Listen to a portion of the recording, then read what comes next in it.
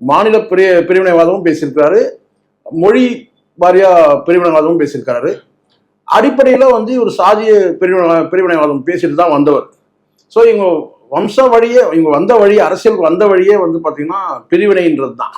அப்போ இவர் இந்த வார்த்தையோட வெளிப்பாடு எப்படி இருக்குன்னு பார்த்தீங்கன்னா பிரிவினை பேசுறாருன்னு தெரியுது. அப்போ இந்த இடத்துல ஒரு விஷயத்த அவர் என்ன கேட்டா, எமோஷனாகி வார்த்தை விடும்போது, நீ யார், உங்ககிட்ட நான் எதுக்கு வந்து பேசணும், எனக்கு அது வரைக்கும் கூட ஓகே. நீ யாருன்னு கேட்டது கூட வந்து ஒரு முதலமைச்சர் நீங்க யாருன்னு கேட்கிறாரு அப்படின்னு சொல்லி கூட கடந்து போயிடலாம்.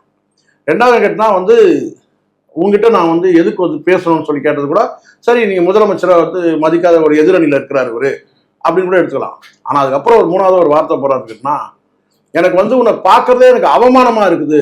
இது வந்து சாதியோட ஒரு ஆதிக்க வெறியா, வன்மம். இது எப்படி சரியா இருக்கும்?